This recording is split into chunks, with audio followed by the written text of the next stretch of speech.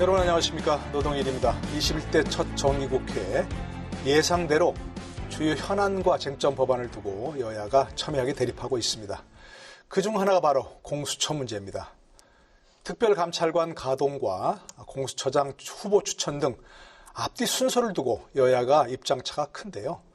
과연 공수처 출범 문제를 풀 해법은 없는 것인지 오늘 집중 토론해 보겠습니다. 문재인 정부 핵심 개혁 과제인 공수처 설치 문제를 두고 여야가 양보 없는 강대강 대치를 이어가고 있습니다. 정기국회 초반 공수처와 특별감찰관 추천 문제를 일괄 타결하자고 여당이 제안하며 공수처 출범 논의에 물꼬를 텄습니다. 하지만 국민의힘은 특별감찰관을 먼저 선임하면 이후 공수처장 추천위원을 선임하겠다고 맞서면서 합의점을 찾지 못하고 있습니다. 김태년 대표가 양 절차를 같이 진행하자 거기에 함정이 있습니다. 공수처장 후보 추천은 추천위원을 추천하면 끝나는 것이지만은 특별감찰관은 여당이 자기 사람만을 고집한다든지 협조하지 않으면 절차 시작이 아무런 의미가 없습니다. 야당에서 함정 이런 단어를 사용하면서 흔쾌한 합의를 주저하고 있습니다. 여야 원내대표가 일괄 타결해서 동시에 추진하는 것이 오랜 현안을 가장 확실하게 해결할 수 있는 해법이라고 판단해서 야당의 요구를 수용했는데 왜 이런 반응을 보이는지 모르겠습니다. 더불어민주당이 국민의힘의 궁극적 목표가 공수처 출범 저지라며 공수처법 개정안 상정을 강행하자 법사위 소속 여야 위원들은 공수처장 후보 추천위원 구성을 변경하는 내용의 개정안을 두고 치열한 설전을 벌였습니다. 정쟁에 의해 공수처가 출범을 못하거나 제대로 활동할 수 없는 이런 구조는 반드시 개선해야 합니다. 수사 대상자에 따라서 하나의 기관이 서로 다른 권리를 보유하고 있다. 전 세계에 이런 기관이 있는 거 봤습니까? 공수처 출범을 두고 여야가 이처럼 힘겨루기를 하는 가운데 정부는 권력기관 개혁 전략회의를 진행하며 개혁 완수를 위한 정기국회 총력전을 주문했습니다. 이번 주 이슈 토론에서는 공수처 출범을 둘러싼 논란의 핵심을 살펴보고 여야 대치 전국을 풀 열쇠는 과연 없는 것인지 집중 토론해봅니다.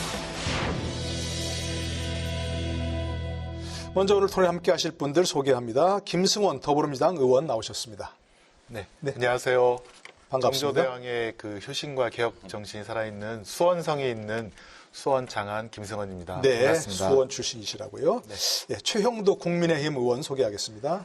네, 대한민국의 민주화 산업화 요람, 대한민국 지중해 도시 마산하포 출신 최형두입니다. 네, 오늘은 두 분께서 이렇게 출신을 얘기해 주셨고요. 임지봉 서강대 법학전문대학원 교수 함께 하십니다. 네, 안녕하십니까. 네, 반갑습니다. 정태원 변호사도 함께 하십니다. 네, 정태원 변호사입니다. 네, 반갑습니다. 네, 오늘 공수처 문제 토론해 볼 텐데요. 모두 발언 먼저 들을까요? 21대 첫 정기국회에서 뭔가 최대 쟁점은 공수처 아니겠는가 싶은데 역시 마찬가지로 이렇게 하고 있습니다. 여야가 뭐 합의가 될 것 같으면서도 또 안 되고 결국은 대립하는 형국인데 정부에서는 또 권력기관 개혁회의를 해서 빨리 공수처가 출범해야 된다 이렇게 주문도 했고요. 공수처 출범을 둘러싼 논쟁, 현 상황 어떻게 보시는지 총론원 모두 발언으로 간단히 좀 듣겠습니다. 네, 김승원 의원께서 시작해 주시죠. 네. 저는 공수처가 그 법에 따라 빨리 출범해야 된다는 입장입니다. 우선 위법 상태를 해소해야 합니다. 20대 국회에서 2020년 7월 15일부터 공수처가 그 기능을 작동하도록 국민의 뜻을 모아서 통과시켰는데요. 아직 그 야당에서 그 공수처장 후보자를 추천을 안 해서 계속 미뤄지고 있는 상태입니다. 이런 위법 상태를 해소하기 위해서라도 빨리 출범을 해야 된다. 그리고 저는 민생의 차원에서 좀 접근하고 싶습니다. 견제받지 않는 권력, 특히 검찰이라든가 그런 권력에 의해서 사법 피해자분들이 굉장히 많은데요. 네네. 그런 피해자들의 억울함을 풀어주기 위한 민생을 위해서라도 공수처가 제 기능을 발휘해야 된다. 빨리 출범해야 한다. 그런 입장입니다. 네, 위법 상태를 해소해야 되고 또 민생 차원의 문제다 이런 말씀도 하셨습니다. 최형도 의원께서도 뭔가 생각이 있으시겠죠? 네. 네.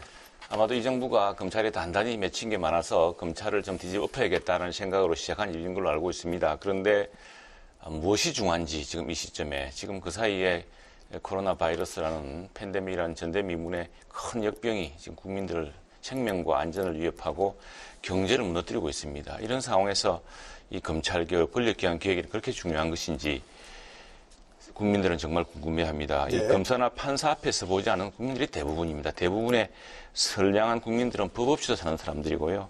그런 문제에 공수처, 검찰개혁으로 온 이 나라, 온 정부를 뒤집고 있습니다. 특히 이번 공수처법은요, 지난번에 그 선거법 개혁과 선거법과 함께 패스트트랙이라는 아주 무리수를 써가면서 강제했던 법입니다. 그래서 네. 이 문제는 지금 우리가 가을 하반기에 저희가 그 여당의 고민을 모르는 바 아닙니다. 그 부분에 대해서 함께 풀겠지만 지금 당장 국민들이 가장 고통받고 있는 문제에 우선에 집중하는 것이 좋을 것 같습니다. 임지봉 교수께서는 이 문제에 참 오랫동안 천착해 오셨는데 현재 상황도 어떻게 보고 계시는지 좀.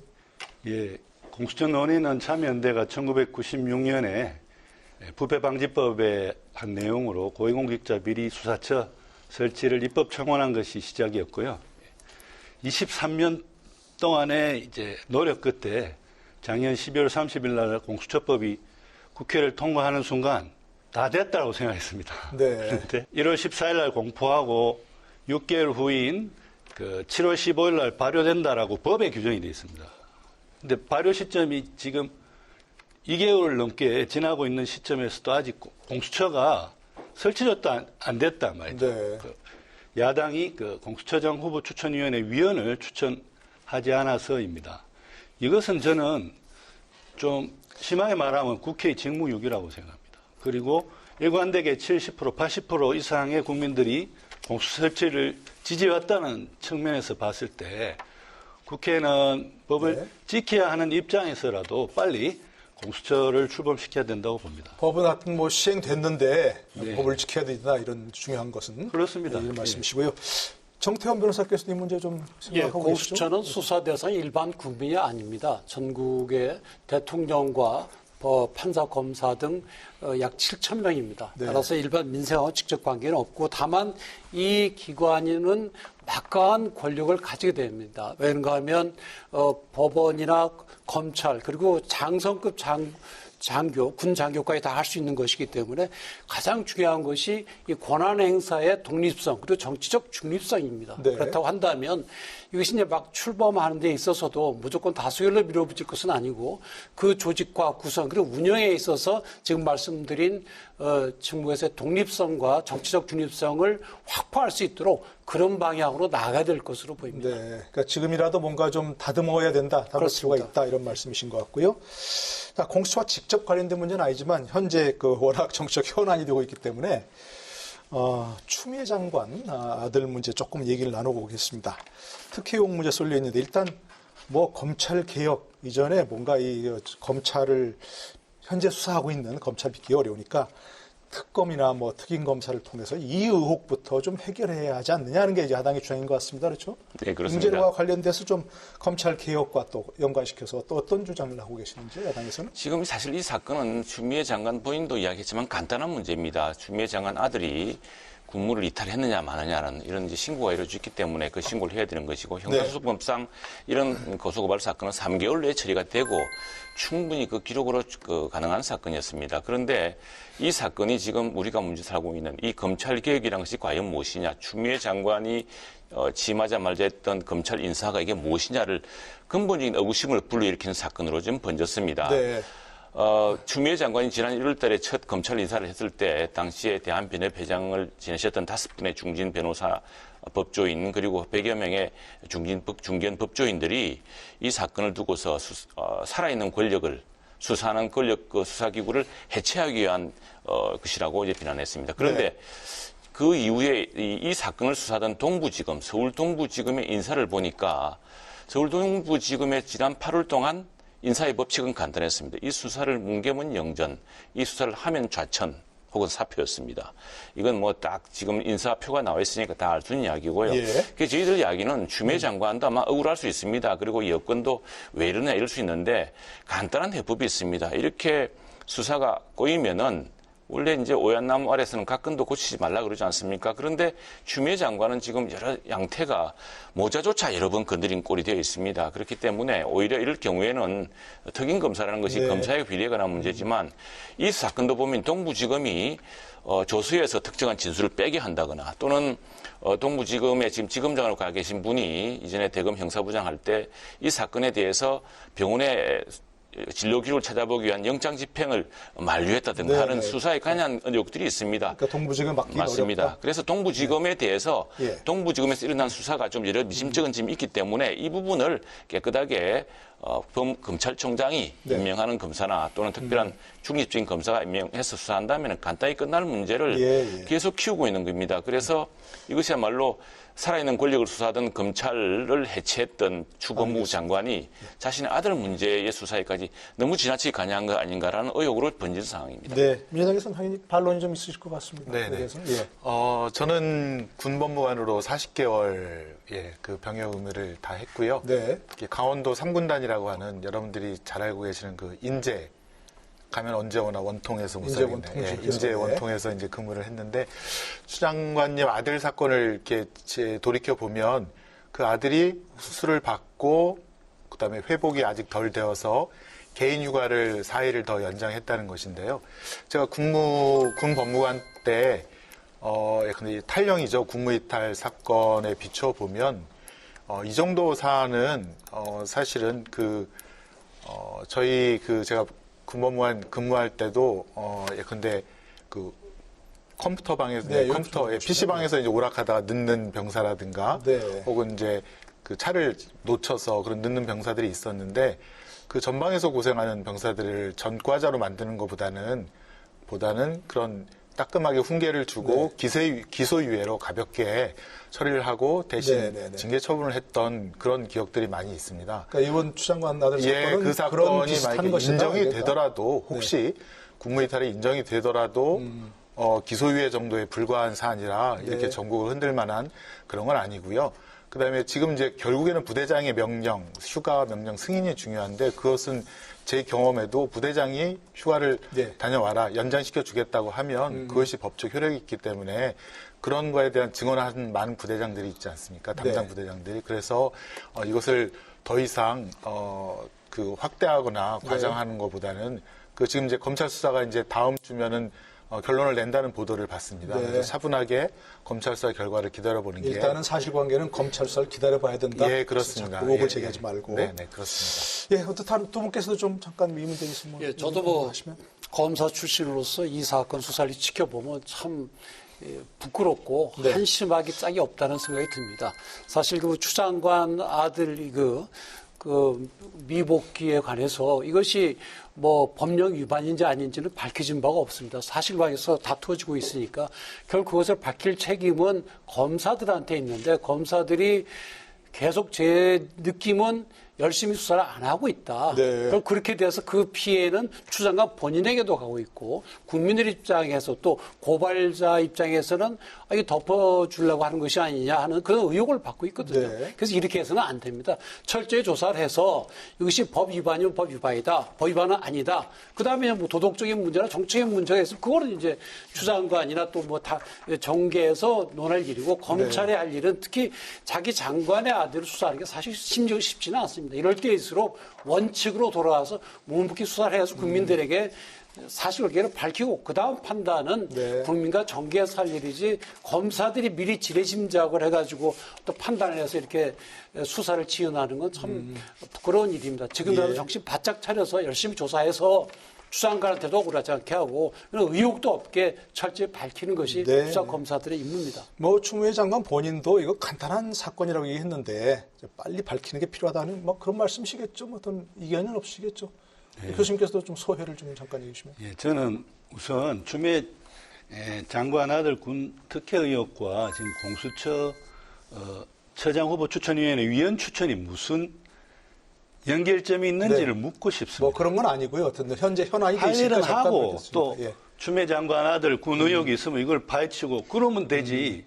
추미애 장관 아들 군 의혹을 파헤치기 전에는 공수처장 후보 추천위원회 위원을 추천하지 못하겠다? 네. 이게 본질적으로 전혀 연결될 구석이 없는 걸 연결시키는 것은 다분히 어떤 정략적인 일부 정치권에서 이렇게 정치적인 공세라고 네. 볼 수밖에 없고요. 또 한 말씀만 더 드리면 지금 주미 장관 아들 군특혜 의혹에 대해서는 동부지검이 수사를 하고 있습니다. 물론 수사가 미진하다고 보는 분들도 있는데요. 그렇다면 일단 수사를 끝내고 수사 결과 발표를 하는 걸 보고 거기서 미진한 점이 발견이 되면 네네. 특검을 요구하면 될 겁니다. 그런데 지금 중간에 수사를 하고 있는데 특검을 도입하든지 이렇게 되면 또 다른 무슨 동부지검의 이제 검찰의 수사권에 대한 개입이다 이런 또 다른 논란이 나올 수 있기 때문에 저는 네. 그건 바람직하지 않다고 보고요. 또 예, 예. 특임검사 제도라는 것은 원래 이제 검찰총장의 지시나 개입 알겠습니다. 없이 독자적으로 이제 검사의 미래에 대해서 수사하는 특임검사 제도를 둔 것인데 지금 추미애 법무부 장관은 검사가 아니지 않습니까? 그러니까 네. 특임검사하고는 무관한 그런 사건이라고 생각합니다. 알겠습니다. 어쨌든 뭐 네 분 다 공통적으로 검찰이 빨리 사실관계를 밝혀주고 그 다음에 뭐가 문제가 있으면 또 논하면 된다 이런 말씀이시고. 자, 근데 어쨌든 공수처장 얘기로 돌아와서 여당에서 공수처장 후보를 빨리 추천하라. 왜 야당이 안 하느냐. 법이 돼 있는데 얘기하니까 특별감찰관 북한인권재단 이사를 먼저 추천하면 하겠다. 이렇게 조영 대표가 얘기하셨죠. 예, 이게 민주당에서는 같이 하자 이랬는데 어떻게 합니까? 이게 같이 돼야 됩니까? 뭐 예. 선후가 있어야 되는 겁니까? 이게 사실은 논란이 이 부분이 어떻게 시작됐냐 그러면은 네. 지난번에 이제 원내 교섭단체 대표연설 9월 국회를 시작하면서 그때 이낙연 신임 민주당 대표가 이런 말씀을 하셨습니다. 국회에서 반대했다고 해서 자기 당이 반대했다고 해서 이미 통과된 법안을 말 지키지 않는다면 이것이야말로 의회주의를 거스르는 것 아니냐 예. 이렇게 말씀하셔서 주영훈 대표가 다음날 이제 교섭단체 대표연설에서 맞는 말씀이다. 그렇다면은 민주당부터 솔선수범을 보여달라. 왜 민주당은 몇 년 전에 여야가 합의로 통과시켰던 특별감찰관제는 네. 아직도 임명을 하지 않느냐. 더구나 특별감찰관법을 당시 발의하셨던 분이 지금 여당의 박범계 의원이십니다. 네. 이 공수처. 다음에 또 하나 그 당시 민주당이 소극적인지 모르겠지만 역시 이제 여야 큰 이견 없이 통과된 북한 인권재단이라는 게 있습니다. 이게 네. 지금 도탄에 빠진 북한 주민들, 동포들이 인권 탄압을 뭐 당장 막는 방법이 없지만 이 기록을 남겨둔다고 한다면은 북한 사람들도 권력자들도 좀 긴장하지 않겠느냐. 동독의 사례가 있으니까. 근데 그건 안 하고 있습니다. 그래서 좋습니다. 그렇다면은 우리가 반대했던 법안이라도 여당 역시도 그렇게 솔선수범하신다면은 합시다. 이렇게 됐던 이야기고. 특별감찰관도 역시 법이 있으니까 맞습니다. 먼저 그리고 지켜주시라 이게 이겁니까? 특별감찰관이 중요한 것이 박범계 의원이 발의했듯이 네. 이게 대통령 측근과 수석들 권력 비리를 정말 바로 수사하는 방법입니다. 네, 지금도 네. 할 수가 있는 것을 지난 3, 4년 동안 비워놓은 게 이해가 안 되고요. 또 하나 이제 특임검사 그리고 지금 이 권력 비리를 수사하는 것 이게 네. 제일 큰 핵심이고 그다음에 이제 또 그동안 우리 임 교수님 말씀하셨지만 참 우리 검찰들이 너무 정치화되고 또 정말 큰 거학은 잡지 않고 네. 정치적 수사를 하는 거 아니냐는 의혹이 더 많았죠. 그것 때문에 보완적으로 도입된 게 특임검사고 또 특별검사입니다. 네, 네. 국회에서 언제든지 그 수사가 미진하면 특별검사를 발동하게 돼 있고요. 네. 또 특임검사는 이 사람 검사 개인이나 검사 집단이 가장 이상하게 수사를 하고 있다 그러면은 그걸 고발해서 예. 그 검사를 수사할 수 있는 것이 특임. 그래서 이 지금 우리 고위공직을 수사할 수 있는 기제가 다양하게 되어 있습니다. 근데 가장 중요한 기제인 특별감찰관제. 네. 누구나 지금 민주당의 박범계 의원이나 민주당의 지금 공수처를 주장하시는 핵심 의원들이 주장하셨던 그 법안에 그 자리는 왜 임명하지 않느냐. 이게 이제 핵심이고. 그러면 국민의힘 입장에서는 그걸 먼저 임명하면 우리도 하겠다. 그렇다면 저희들도 지지를 지켜야겠죠. 일단 말이 그렇게 오갔기 때문에. 네. 네.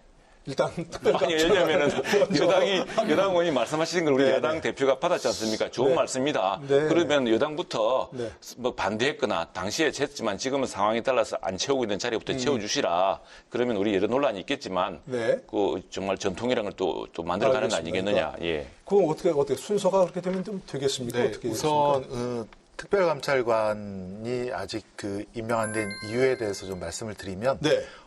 국회에서 후보자 3인을 추천해야 되는데요. 예, 국회에서 추천해야 되는 예, 거죠. 먼저 추천을 해야 됩니다. 그 3인은 여당 한 분, 야당 한 분, 그다음에 합의된 한 분 그렇게 추천을 해야 되는데 지금 이제 그 당시 이제 문재인 대통령이 2017년 대통령 당선되고 나서 국회에 그 특별감찰관 후보자를 추천해달라고 요구를 했었는데 네. 요청을 드렸었는데요. 청와대 브리핑으로. 그런데 그때 당시 이제 여당이었던 지금 이제 국민의힘 그 주호영 대표님이 야당, 그러니까 그 당시 야당으로만 3분을 추천하도록 해달라. 그러면서 이제 관련된 법을 발의하셨고, 네. 그래서 그때도 특별감찰관 후보자를 추천을 안 하셨습니다. 그러니까 국회에서 추천을 안 하니까 대통령이 임명할 수 있는 대상자가 없는 겁니다. 네. 그게 지금 3년을 끌어왔던 거고요. 현재 특별감찰관 임명이 안 된 게 그런 이유 때문이다. 네, 그렇습니다. 김종인 위원장님께서 일단은 그 공수처장 후보를 추천하겠다라고 이제 약속을 하셨고요. 예, 언론 보도를 보니까요. 네. 동시에 그러면은 특별감찰관 후보자도 추천해 주시면 동시이행으로 같이 해서 네네 그렇게 해서 김태년 아마 원내대표님도 그 부분은 아마 그 동의를 하신 것으로 알고 있는데요. 그렇게 진행을 하면 좋고 저희도 답답한 게 지금 특별감찰관이 사실 이석수 감찰관이셨는데 그게 당시 이제 그 국민의힘에서 추천하신 분을 임명해서 그러다가 그분이 이제 그 우병우 수석이라든가 그 국정농단 사건에 대해서 감찰을 하다가 사실 사퇴를 하셨잖아요. 예, 우병우가 이제 또 우병우 수석이 사찰을 했다는 얘기도 들었는데요. 이석수 씨.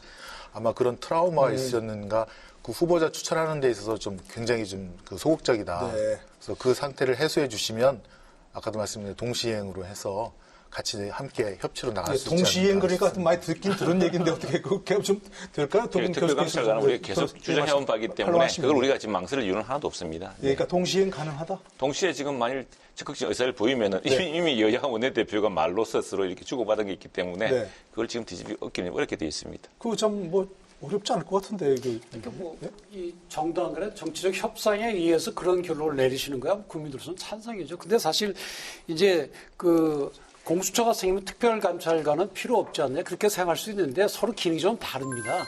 특별감찰관은 대통령하고 배우자 및 사촌의 친족, 대통령의 배우자 및 사촌의 친족 그리고 대통령 비서실의 수석 비서가 이상의 공무원 그게 그냥 안정이 돼 있고 이거는 또 그 비위 행위를 감찰하는 겁니다. 수사하는 데가 아니고. 그러니까 예를 들어서 그러니까 사전 예방적 기능이 있는 그렇습니다. 거죠. 실명이 아닌 명의로 계약을 한다. 그런 것도 비위 행위로 보거든요. 이게 범죄 아니라도. 그래서 항상 이렇게 비위 감찰 필요는 있거든요. 공수처는 수사를 하는 데고. 그래서 우리 국민들 입장에서는 서로 그런 그 감시하는 그런 기능이 더 늘어나면 늘어서 좋지요. 그래서 이번에도 서로 자꾸 그렇게 상대방한테 미리지만 말고 협정을 잘 하셔갖고 특별감찰관도 이번에 임명하시고 또 공수처 추천위원도 임명하셔갖고 법이 제대로 돌아가는 그런 모습을 보이셔야 되지 않을까 싶습니다. 네. 우리 임 교수께서도 뭐 좀 독촉을 좀 하시면 좋겠는데요. 오늘 토론 프로에 나와서 저는 굉장히 희망을 봅니다. 다 해결이 되네요. 그러니까요. 특별감찰관 후보하고 지금 공수처장 후보 다 여야가 동시행이 됐거나 하여튼 추천하겠다고 지금 방송에 나와서 약속을 하셨으니까 두 분이 뭐 이렇게 대표하실 대표는 아니지만 모르겠습니다. 여야 소속의 국회의원분들이 약속을 하셨으니까 저는 굉장히 희망이 있다고 보고요. 또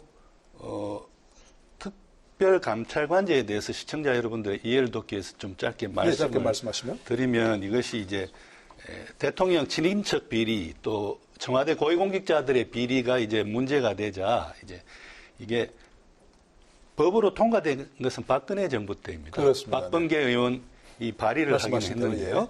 그렇게 해서 지금 대통령과 배우자 및 사촌 이내의 친족 그리고 대통령 비서실 수석 이상의 고위 청와대 공무원들에 대해서 감찰권을 가집니다. 즉 조사만 하고 강제 수사권은 없기 때문에 수사는 이제 혐의가 있으면 검찰에 이제 수사 의뢰를 하는 그런 기관인데요. 아이러니하게도 박근혜 정부 때 이석수 특별감찰관을 임명을 했는데 다 잘 아시는 바와 같이 이석수 특별감찰관이 우병우 당시 민정수석에 대한 감찰을 벌이고 그 감찰 내용을 언론에 누설했다는 이유로 그 내쳐집니다. 좀 논란이 있었죠. 그때. 그 후로는 박근혜 정부에서 특별감찰관을 이제 임명하지도 않았고 당시 여야도 뭐 추천도 안 했어요. 그게 이어져 오다가 문재인 대통령이 이제 대통령으로 이제 선출되고 난 직후에 그해 5월인가에 특별감찰관을 이제 임명해야 되겠으니까 국회가 이제 후보를 3명, 아까 말씀하신 대로 3명을 추천하라 했는데 추천을 안 했던 거예요. 여태까지 추천이 안 됐었다. 그렇기 때문에 특별감찰관을 안 두려고 그런 게 아니라 다 지금 보면요. 책임은 국회에 있는 거예요. 국회가 법으로 특별감찰관도 임명하게 추천하게 돼 있는데 안 했고 공수처장 후보 추천위원회 위원도 지금 법으로 추천하게 돼 있는데 안 했고 네, 예. 전부 어떻게 보면 국회 직무유기다. 저는 자꾸 그런 결론으로 갈 수밖에 예, 없네요. 예. 뭐 동시이행이라 하지만 누군가 또 먼저 시작을 해야 되긴 하는데 자 일단 법 가지고 조금 따져볼까요? 이제 국민의힘 네. 야당 입장에서는 공수처 자체가 위헌이기 때문에 좀 위헌 심판에 올라가 있으니까 그렇습니다. 위헌 심판 결과를 기다려봐야 한다. 네. 이런 입장이 하나 있었는데 네. 그건 어떻게 생각하시는지. 그리고 또 이제 지난번 패스트트랙에 통과된 법 중에 독소조항이라고 24조 2항이라고 하는 그러니까 다른 수사기관이 수사 과정에서 이제 고위공직자 범죄를 인지한 경우에 즉시 공수처에 통보해야 한다는 그런 조항이 원래는 없었는데 들어갔다는 거죠. 맞습니다. 예, 그 독소 조항을 어떻게 할 것인지 그 두 가지 좀 말씀해 주시죠. 사실은 말씀을 바로 먼저. 이 법 자체는 굉장히 위헌적이라고 저는 생각하고 있습니다. 그래서 위헌 심판을 기다려봐야 된다는 입장인데 지금 여당이 워낙 무지막지하게 밀어붙이고 이 180석 가까운 의석을 가지고 일방 독주를 하니까 저희들은 이로 인한 전국 파행을 오히려 야당이 막아야 되는 이런 부담감을 느끼고 있는 겁니다. 네. 그래서 마침 이낙연 대표 그렇게 이야기하니까 그러면 주호영 대표가 이야기를 했고 이렇게 된 것인데 자 기본적으로 보자면은 지금 이 정부 들어와서 어떻게 했습니까? 검찰은 기소권, 경찰은 수사권. 그래서 검경 수사권 이 조정을 하지 않았습니까? 그런데 이 기구에 관해서는 공수처에 대해서는 기소권과 수사권을 독점하도록 하고 있고요. 이건 뭐 정부가 이 그 권력 수사 어떤 이런 권력 기구의 그 균형과 서로의 그 견제 이런 원칙에도 맞지가 않죠. 그런데 사실은 이런 공수처가 가진 또 하나의 무서운 권력은 뭐냐면은 검찰이 수사할 수 있는 것을 그냥 가져오는 겁니다. 네. 검찰이 살아있는 권력을 수사하고 있는데 이게 바로 자기 코밑에 올 경우에 그 가져와 우리가 하겠다라고 가로채는 겁니다. 그것이 공수처법 24조입니다. 다른 수사기관과의 관계에서 검찰이나 경찰이 범죄를 수사하는 과정에서 고위공직자가 누굽니까? 현 정부의 가장 최측근일 수가 있고 현 정부 사람입니다. 이 고위공직자라는 것은.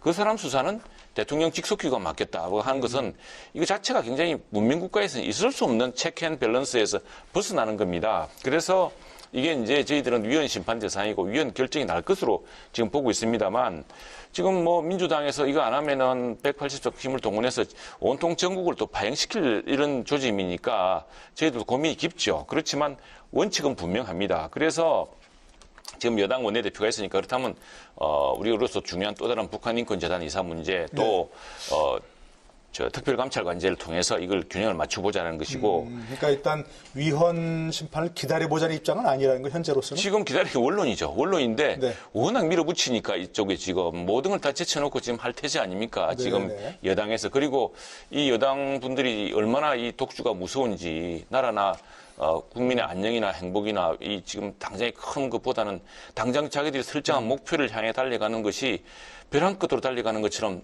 무섭고 위태롭지 않습니까? 네. 이런 상황에서 야당이 오히려 전국을 걱정하는 상황이 되다 보니까 지금 이낙연 대표와 주호영 원내대표의 이와 같은 것이고요. 또 하나 이 문제는 뭐냐면은 왜 이 사건이 이 시점에 나오느냐. 자, 조국 일가 사건이나 유재수 감찰 의혹 중단 사건, 울산시장 선거 개입 사건, 청와대가 개입한 것이죠.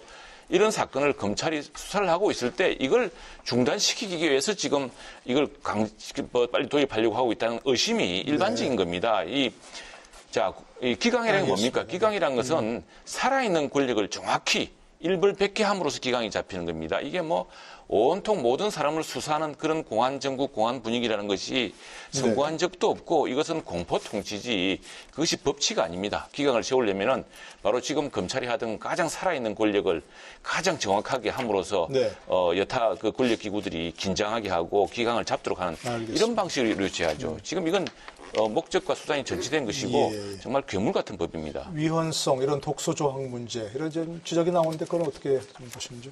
예. 우선 헌법재판소에 위헌 신청이 들어왔다고 해서 현재 실행되는 법이 중단된 예는 지금까지 저는 전혀 들어보질 못했고요. 네. 그다음에 이 공수처법은 20대 때 협치의 산물이었습니다. 그래서 협의를 해서 패스트트랙으로 통과시킨 건데 사실은 패스트트랙도 국회에서 하도 일을 안 하니까 국회 스스로 이런 패스트트랙이라는 제도를 만들어서 일하는 국회를 만들려고 했던 적법한 절차입니다. 그 절차에 의해서 통과된 법이었고요. 그래서 일단은 그 법에서 시행 예정된 대로 공수처가 진행돼야 된다는 것이 맞고, 그다음에 김종인 국민의힘 그 비대위원장께서 9월 22일 날 그 인터뷰를 통해서 공수처장 후보를 곧 추천하겠다라고 이제 천명을 하신 적이 있었는데 네. 그 약속을 지켜주실 거라고 믿습니다. 제가 공수처를 자꾸 민생과 연결시키려고 하는 이유가 저희가 여러 보도를 통해서 알 수 있지만 그 초등학생 아이가 호흡이 조금 가빠서 병원에 갔는데 그 의사의 과실로 인해서 사망한 사건이 있었는데요. 그 의사의 변호사와 그다음에 검사가 같은 의대 출신이고 같은 연수원 동기라 그 사건이 의사의 무죄로 무혐의로 결론난 사건이라든가 또 어떤 조직에 거하게 있었을 때 예컨대 특수부 출신 전직 검사 출신 변호사가 가서 그 사건이 진행되지 못하고 흐지부지 끝났다라든가 네. 여러 가지 제보가 저희에게도 들어옵니다. 근데 중요한 건 공수처가 있으면 그런 걸 막을 수 있다? 예, 공소시효가 얼마 안 남았습니다. 그 사법 피해자들은 정말 애타게 이 과거에 왜곡된 사실들이 제대로 수사되기를 원하고 있는데 지금 검찰에서는 검사 비위라든가 검사 잘못에 대해서는 아마 기소율이 0.14%, 네. 1%도 안 되는 것으로 알고 있습니다. 공수처가 출범을 하면 물론 최영도 의원님 그런 걱정하시는 바도 이해는 되지만 검찰과 공수처가 서로 견제와 균형을 할 것 같습니다. 공수처가 잘못한 일은 검찰에서 인지해서 조사를 할 수도 있고 또 검찰에서 잘못한 거는 공수처에서도 조사를 할 수 있도록 그렇게 서로 견제가 되면 또 이렇게 서로 조화롭게 그런 국민을 억울함이 위해서 없을 것이다. 억울함도 줄어들 예. 것이고요. 그런 얘기인데. 그런 긍정적인 면도 좀 네. 국민들께 알려서 또 그 다급한 분들의 피해 구제를 위해서라도 절차대로 진행돼야 된다 이렇게 말씀드립니다. 그게 이제 사실 기다릴 필요가 없는 게 특임검사 제도가 바로 그런 검사의 비리, 검사가 특정하게 유착관계에 있는 사람을 봐준다거나 수사를 왜곡한 이런 걸 하는 것인데 사실 법무부 장관이나 대통령께서 검찰총장에게 지금 국민적 의혹이 제기되면 검찰총장도 검찰의 명예를 위해서 이렇게 해야 됩니다. 그래서 그건 공수처가 아니라도 특임검사 할 수 있고 만일 검사들이 계속 감추게 된다면 국회에서 특별검사를 통해서 이 수사를 또 할 수가 있습니다. 네. 그런데 수사 경험도 없고 하나 이런 분들을 모아가지고 더구나 정치적 편향성도 의심되는 분들을 모아서 그 요즘 범죄가 굉장히 지능화되어 있어가지고 수사 대응하기 참 어렵습니다. 그 악을 척결한다는 게 쉽지가 않거든요. 검찰에서 특별수사본부나 그다음에 중앙수사본부를 두었던 것도 바로 그런 것 때문인데 이게 검찰의 권력이 너무 커지니까 이런 걱정이 생겼지만 검찰의 권력을 견제하고 검찰의 부패를 처벌할 수 있는 기구를 지금 끼고 있단 말이죠. 네. 그걸 사용하면서 그게 이제 특임검사고 특별검사다. 빨리 해야 되는데 공수처라고 하는 문명국가에서 참 전례를 찾아보기 힘든 걸 굳이 만들어야 되느냐 이런 걱정입니다. 예. 저는 시민단체에서 활동하는 시민활동가이기 전에 한 명의 헌법연구자입니다. 헌법연구자의 입장에서 봤을 때 지금 야당이 주장하는 공수처법의 위헌성이라는 것은 그야말로 설득력이 없습니다. 거기서 위헌 주장의 근거로 대표적으로 두 가지를 이야기하는데요. 첫 번째가 공수처는 헌법에 근거도 없이 입법부, 사법부, 행정부 어디에도 속하지 않는 그런 기관인데 이거는 상권분리 권리에 위반된다는 식이에요. 예. 그러한 이론은 헌법학계에서 이미 폐기된 지 오래된 아주 진부한 이론이고 오히려 지금 헌법학계 내에서는 기능적 분립론이라고 해가지고요. 어떤 같은 수사권이나 기소권 같은 비슷한 권한을 행사하는 국가기관끼리 상호 견제 장치를 둬가지고 견제를 통한 균형을 이루는 것이 그것이 권력 분립 이론이고 따라서 공수처는 그야말로 권력 분립 이론에 반하는 것이 아니라 오히려 이것을 실현하는 제도라는 점을 강조드리고 싶고요. 그리고 두 번째 위헌 주장의 근거로 이야기하는 것이 이제 헌법 12조 3항에 보면 검사가 영장을 신청하고 법관이 발부한다 해가지고 이제 영장 신청권자로서 검사만을 규정하고 있는데 이때 검사는 검찰청법에 의한 검사뿐이다. 그러니까 공수처의 검사는 영장을 발부할 수 없는데 이거 발부할 수 있게 청구할 수 없는데 청구할 수 있게 했기 때문에 위헌이다는 주장을 펴는데요. 그렇지 않습니다. 이미 지금 특검도 영장 청구를 하죠. 그렇습니다. 특별검사니까요. 특검은 검찰청법의 검사인가요? 아니지 않습니까? 특검법에 의해서 임명된 검사잖아요. 그다음에 군사법원법에 보면 군검찰관도 있습니다. 군대의 검사인 셈이죠. 군검찰관도 검찰청법상의 검사가 아닌데도 지금 명장을 청구합니다. 그리고 입법, 사법, 행정 어디에도 속하지 않는 기관은 위원이라는 것은요. 국가인권위원회를 보십시오. 국가인권위원회 입법사법행정 어디에도 속하지 않지만 예. 법률상의 독립기관이고 그 누구도 위원이라고 주장하지 않지 않습니까? 근데 이제 또 한 가지는 이제 왜 공수처가 네. 검찰보다 우위 기관이 돼서 검찰 수사권을 하는 걸 이첩하라 하면 덮을 수도 있지 않냐 이런 그 우려는 어떻게 그 보십니까? 말씀도 말씀드릴게요. 예. 아까 최 의원님께서 공수처는 수사권과 기소권을 독점하고 막강한 기관이고 다른 검찰이나 경찰에 수사하고 있는 걸 이첩하라고 요구하고 무소불위의 기관이다 예. 라고 말씀하셨는데요. 아닙니다. 오히려 수사권과 기소권을 지금 제일 많이 갖고 있는 것은 검찰입니다. 당연하죠. 여전히요. 예. 공수처는요.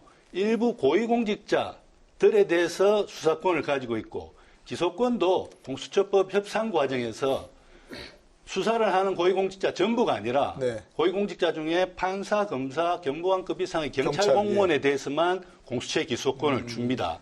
그리고 검찰은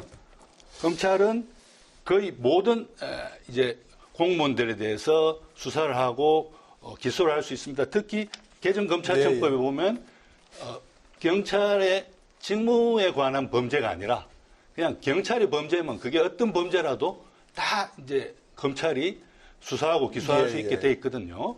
또 지금 경찰은 알겠습니다. 예.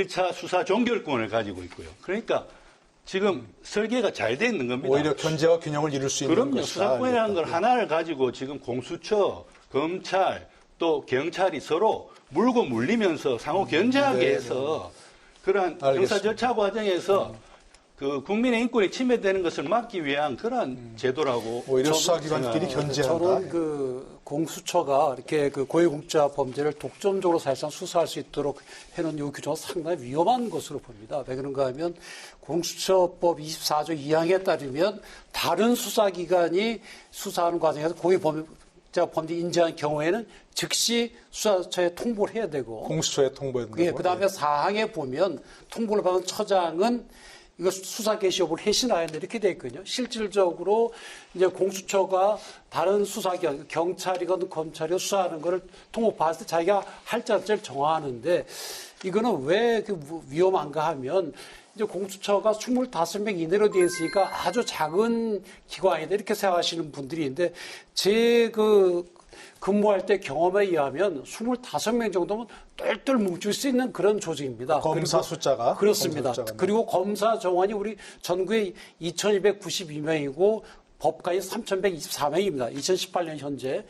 그런데 검사나 법관의 경우에 보면 개개인에 다 다릅니다. 어떤 분은 속으로 야 저분은 뭐 완전히 공산주의자 아닌가 그런 생각이 들 정도의 생각을 가지신 분도 있습니다. 속마음으로. 네, 네, 네. 어떤 분은 야 정말 이분은 뭐 몇백 년 전에 생각 갖고 있는 그야말로 애들에게는 꼴통보수 같은 분도 있거든요. 전부 다 다르다. 다릅니다. 성향이. 네. 그래서 그 많은 판사나 검사들을 전부 내 편으로 만든다는 것은 거의 불가능합니다. 그러나 공수처 검사 25명이면 그 25명을 해유를 하든지 협박을 하든지 간에 어떤 정치 세력이 자기의 소화로 끌어들이는 건 상대적으로 훨씬 수월합니다. 네. 그런데 공수처의 경우에는 일반 국민을 수사하거나 기소하는 것이 아니고 대상이 7,000명 정도 되는데 이 사람들의 특정 정치 세력과 힘을 합쳐가지고 만약에 그 7,000명에 대한 수사나 기소를 안 한다고 한다면 네. 일반 국민에게 영향이 없을지 모르겠지만 국가적으로 중대한 그건 거학이 전혀 척결되지 않고 국가가 무너져가는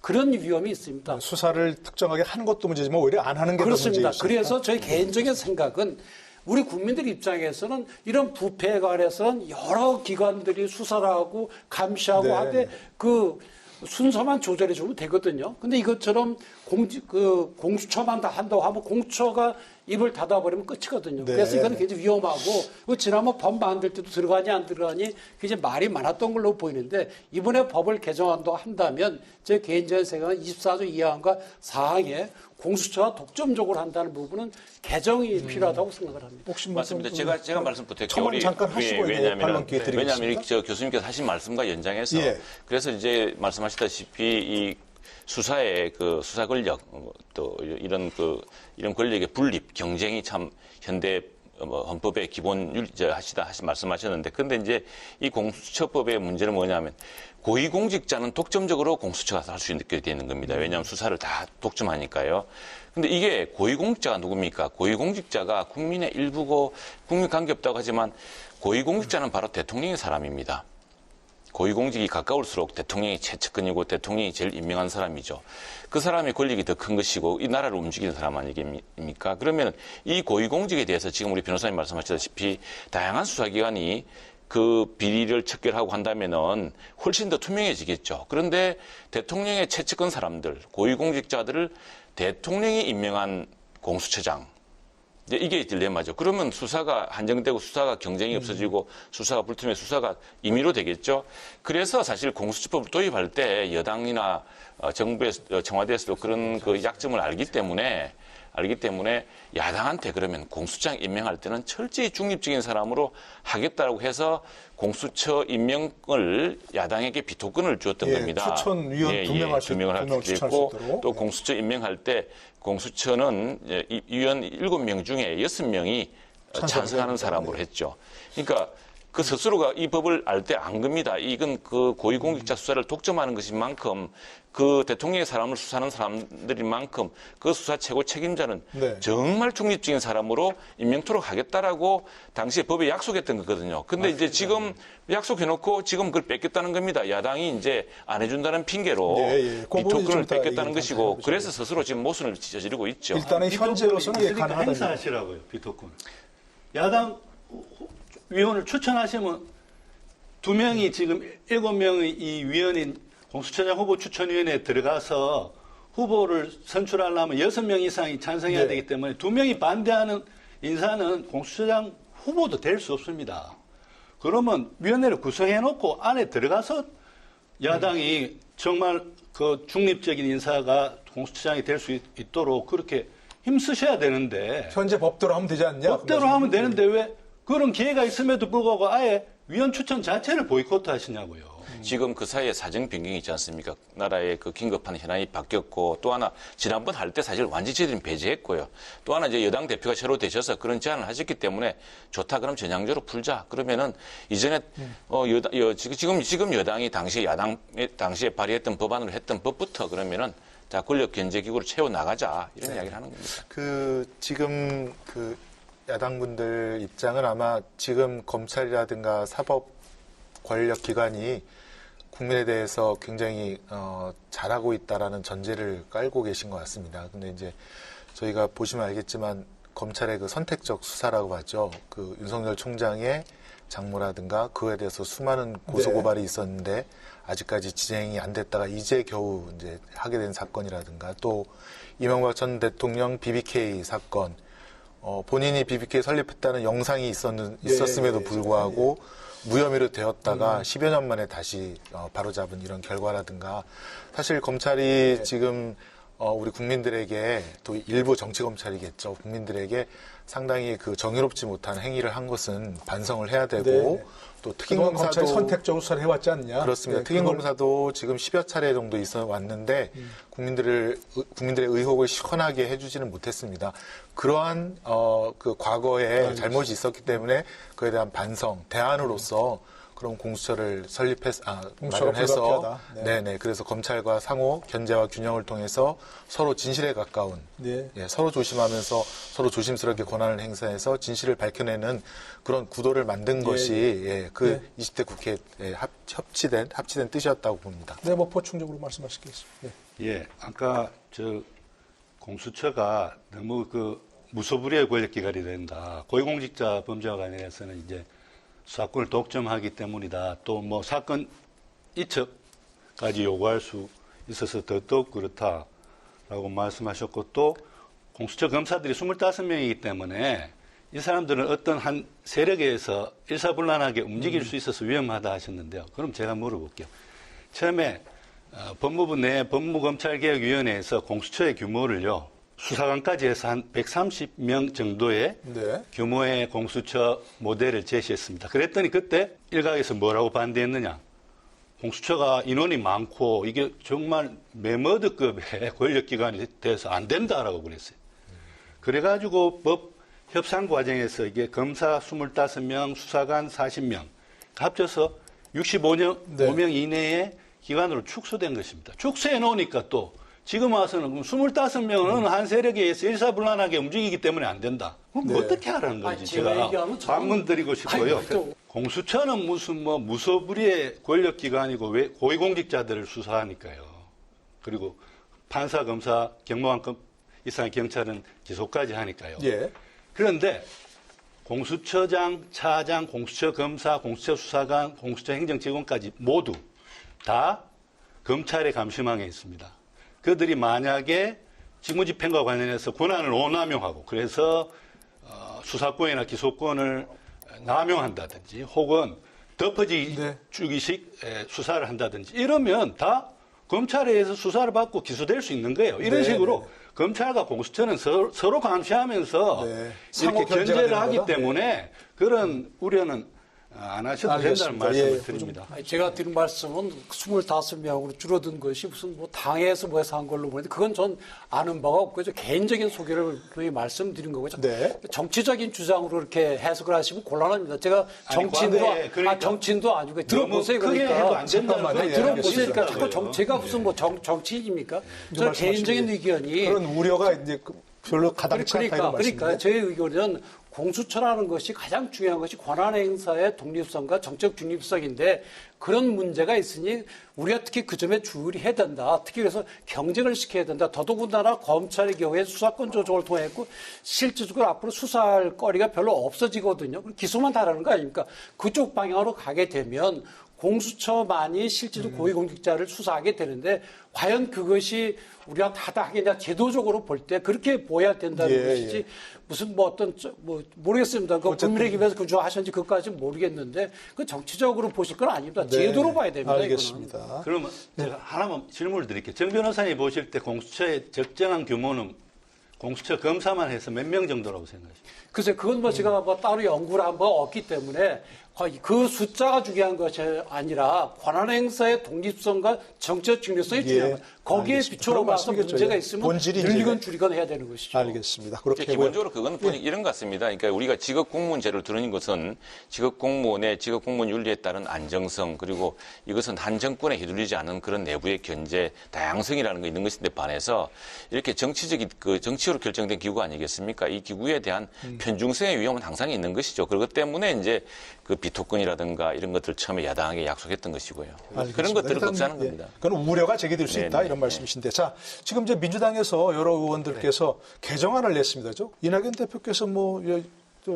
특별감찰관이라 이런 건 추천은 추천이고 개정을 계속 추진하겠다 이렇게 말씀하신 것 같아요. 어떻게 보십니까? 네, 사실은 저희가 야당이 공수처장 후보자를 추천 안 해서 이렇게까지 지연되고 형해화될 줄은 사실은 저도 예측을 못했습니다. 네. 아, 이렇게 해서 공수처의 출범을 또 늦출 수가 있구나, 형해화시킬 수 있구나를 느꼈는데요. 이런 일이 아마 그 법을 개정하지 않는다면 반복적으로 일어날 수 있을 가능성이 충분히 있습니다. 그래서 네. 이참에 계속 그 공수처장 후보자를 추천하지 않는다면 지금 이제 얼마 전에 김용미 의원이 법사위에 상정해서 이제 공수처 이 개정안에 대해서 이제 설명한 것을 예. 봤는데요. 법사위에 상정이 됐죠. 네, 그렇습니다. 예, 그런 상정을 통해서 논의를 하고 공수처가 사실은 연내는 출범을 해야 되는데 그것이 안 된다면 개정안이라도 통과시켜서 내년 새해 연초라도 반드시 좀 출범을 시켜야 되지 않을까. 네. 예, 그리고 사실은 항상 그 민생을 중심으로 한번 생각을 해보시면 공수처 이 출범을 위해서 이미 이건 20대 때 통과된 법이기 때문에 예산이 지금 100억 정도가 잡혀져 있습니다. 네.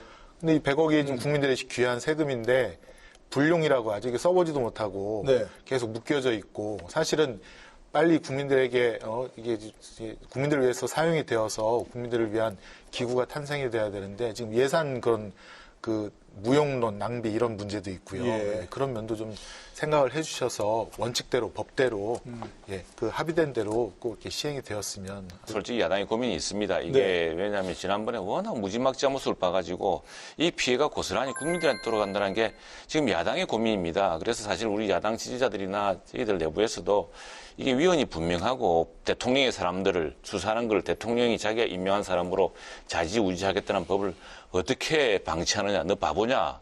예, 이렇게 지금 우리가 지금 참 모일려 있습니다만 네. 이 여당의 행태를 보면 심지어 그 당시 민주당은 패스트트랙에 정한 기간도 지키지 않았습니다. 패스트트랙 기간도 지키지 않고 막 통과시킨 거거든요. 그래서 우리가 지금 약간 그 당시에 작년 가을인가요? 재작년 가을인가요? 이 당시에 지금 지금 복귀를 해보면은 네. 그때 원내에서 어쨌든 해서 저지하고 법을 조금이라도 독소조항을 빼고 선거법도 조금 바꾸고 이랬어야 되는 거 아니냐. 우리가 그때 협상을 했어야 되지 않느냐. 너무 이 완전히 말도 안 되는 이런 검찰, 살아있는 권력을 수사하는 검찰을 해체하기 위한 수단이다라고 하면서 네. 근데 이제 여당이 그 봤지만 당시에 이제 그 군소야당 몇 군데랑 해가지고 이렇게 선거법까지 엉망으로 만들어버리지 않았습니까? 그 피해를 고스란히 국민이 봤는데 여기 우리 고민이 있죠. 고민이 있는데 저희들은 그래서 이제 많이 물어선 겁니다. 지금 그렇다면은 네. 북한 인권재단도 좀 빨리 하시고 또 특별감찰부터 빨리 합시다. 하시면은 뭐 그래서 좀 이제 풀어보자는 이야기고 또 우리 야당이 만약 공수처를 기억해야 한다고 한다면은 그걸 분명히 가릴 수 있는 사람으로 하겠지만 네. 그래도 여전한 의무는 왜 이렇게 이걸 서두르려고 하느냐 이 정부에서 이 청와대가 네. 지금 그렇게 이게 중요한지 그런 의구심이 여전히 있습니다만 예. 지금 참 여당 세상에 이런 여당은 참 처음 봅니다. 예. 근데 지금 어쨌든 그 당시에 예전에 그 패스트트랙 할 때 예전에 협상에 참여해서 그래도 조금이라도 나은 법을 만들어쓰지 않나는 반성이 있다면 지금 어떻습니까? 야당목 위원을 추천부터 좀 시작하고 이 법을 어떻게 좀 이렇게 참여해서 뭔가 제동을 거는다든가 하여튼 뭐 견제하는. 그래서 저는 그런 쪽으로 저도 정확한 하면 되죠. 내막을 잘 모르겠습니다만 네네. 아무래도 우리 원내 지도부나 야당의 지도부도 여러 상황 워낙 그 여당이 이게 그 단독으로 이렇게 폭주를 하니까 또 이걸 가지고 또 하면은 전국이 그게 완전히 휘말립니다. 네. 그래서 그런 것들을 피할 수 있는 방안으로 여러 다양한 생각을 하고 있는 것 같고요. 네. 뭐 실제로는 다양한 분들도 아마 염두에 두고 있는 것 같은데 네. 그걸 뭐 일일이 이것도 일종의 지금 그렇게 하면은 우선 여당부터 좀 솔선수범을 하셔야 되는데 다시 처음으로 우리가 다 줄 수 돌아가는 없죠 얘기인데. 처음부터. 만약에 이제 지금 야당이 추천 안 하면 어떻게 법이라도 개정을 해서 국회에 가서 추천하는 걸로 이렇게 해야 됩니까? 어떻게 보십니까? 그런 것들은. 여러 가지 또 현안들이 있고 그래서 좀 신중하게 하겠다 하셨는데 네. 지금 해도 늦은 거예요. 지금 해도 법이 지금 7월 15일 날 발효했는데 생각해 보십시오. 입법권은 국회에 속하죠. 국회가 법을 만드는 기관입니다. 법을 만드는 기관이 공수처법을 통과시켜 놓고 뭐 그 사이에 뭐 여야가 이견이 있었든 없든 법이 통과됐다면 그걸 지켜야죠. 국회의원 여야를 막론하고 그 법을 지켜야죠. 네네. 그 공수처법을 지키기 위해서는 지금 공수처장을 뽑아야 됩니다. 왜냐하면 공수처장을 국회에서 선출하게 돼 있기 때문에요. 그리고 아까 말씀 중에 공수처장을 대통령이 임명한다고 자꾸 말씀하시는데 대통령이 임명권을 가지죠. 그렇지만 임명장만 주는 아주 형식적인 임명권입니다. 사실은 공수처장은 국회에서 선출하는 거나 마찬가지입니다. 예. 후보추천위원회에서 추천할 7명 수도. 중에 2명의 야당 추천위원이 반대하면 후보도 될 수 없으니까요. 네. 처장 후보도 될 수 없기 때문에. 그러니까 현재 있는 법을 지금 지키는 빨리 게 낫다. 후보 추천을 하십시오. 그래도 늦습니다. 지금 하는 것도 늦다고 네. 많은 국민들이 생각하고 있다는 건 또 좀 알겠습니다. 알아주셨으면 좋겠습니다. 4년 전에 했던 것도 빨리 좀 했으면 너무 늦었습니다. 지금 이렇게 이야기할 수 있습니다. 네. 저희들도. 그러니까 특별감찰관 얘기 같은 이게 뭐 것도 있어요. 예. 이야기를 하려면 좀 일관된 그 대통령께서 기준이 있어야지 인정하시는 거니까요. 이럴 때 이렇게 하고 저럴 때 저렇게 이야기하는 그럼 것이 그것도 이제 빨리 여야에서 합의하셔가지고 네, 여당이 사실 특별감찰관 후보도 빨리 추천하십시오. 네, 선거는. 네, 예. 네. 우리 정 변호사께서는 어떻게 지금 법 개정이 올라가 있다는 건 뭐 얘기 들으셨죠? 아마 그 야당이 지금 말씀대로 교수님 말씀대로 추천위원을 추천을 안 하니까 이게 진행이 안 되니까 그러면 야당 없이 국회에서 4인 추천위원을 뽑는 네네. 걸로 하자. 그럼 결국에는 여당이 뽑는 사람이 되겠죠, 그죠?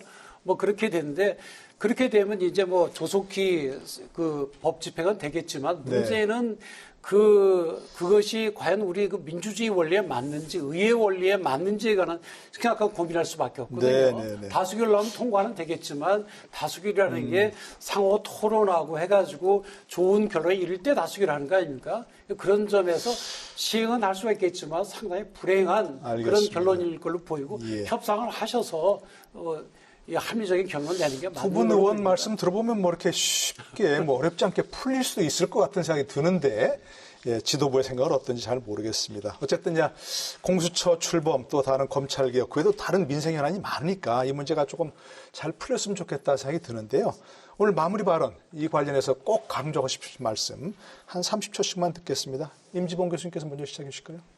예, 공수처장 후보 추천위원회 위원을 빨리 추천을 하셔서 빨리 처장 후보 추천위원회를 구성하시고 공수처장을 빨리 뽑아주십시오. 공수처장을 뽑아야 공수처장이 위원장인 공수처인사위원회가 구성이 돼서 공수처 검사들을 또 임명을 하고 그래서 공수처가 출범할 수 있기 때문입니다. 그리고 공수처의 출범이 정말 급한 이유를 말씀드릴게요.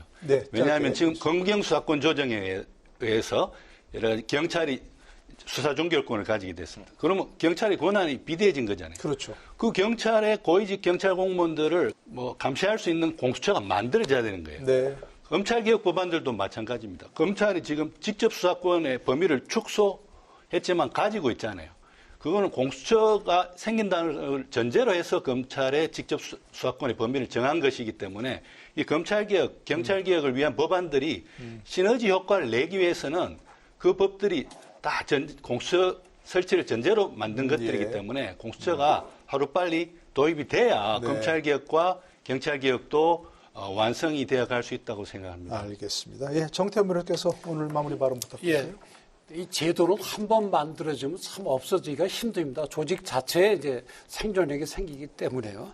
그래서 좀 뭐 두 분 국회의원도 나와 계시고 하니까 이 이제 공수처의 스타트도 그렇고 앞으로 고쳐야 될 방향도 그렇고 이 정권의 유리한가 불리한가 우리 당의 유리한가 불리한가 그렇게 보지 마시고 국민을 우선하시고 제도적인 차원에서 접근을 하셔야 합리적이고 앞으로 훗날에도 두고두고 칭송을 받는 그런 결론이 될 것으로 보입니다. 최영도 의원의 마무리 발언 부탁드립니다. 네, 공직 비리 척결해야 되고 가장 중요한 고위공직 비리는 반드시 척결해야 됩니다. 그래야 나라가 맑아지고 나라가 바로 서겠죠. 그런데 고위공직 비리 척결에 있어서 특별감찰관의 효능은 이미 본 바가 있습니다. 저희들이 불완전하지만 특별감찰관이라는 사람이 막강한 권력도 없고 한두 사람이 감찰관 자리에 있을 뿐인데도 당시 하늘에 나는 새도 떨어뜨린다는 민정수석을 감찰해가지고 결국 민정수석 물러나게 했습니다. 지금 빨리 가장 중요한 권력은 대통령 그 주권 주변 권력입니다. 그 권력에 대한 감찰부터 빨리 시작을 해야 되고요. 검찰에서 가장 높게 평가하는 수사가 재벌 이런 게 아니고 사실은 가장 고위공직입니다. 고위공직 수사라는 것은 검찰의 고유의 영역이 되었었고 더구나 살아있는 권력을 수사하는 것 이것이야말로 그 문재인 대통령도 취임 초기에 이야기하셨지만 그것이야말로 공직의 기강을 세우고 나라를 바로 세우는 길이거든요.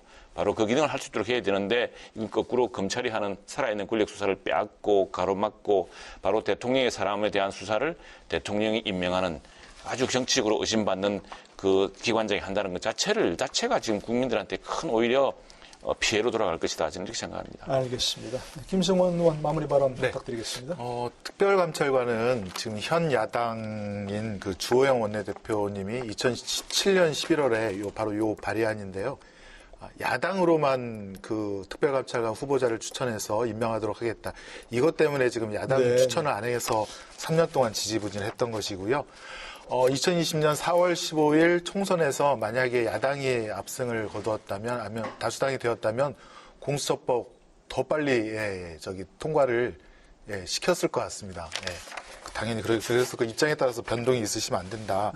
그다음에 20대 국회가 법 통과율이 최저인데요. 일하는 국회가 아닙니다. 그런 국민들의 비판이 많은데 그 이유가 국회의원 한 사람이 법을 잡고 있으면 그게 진행이 안 됩니다.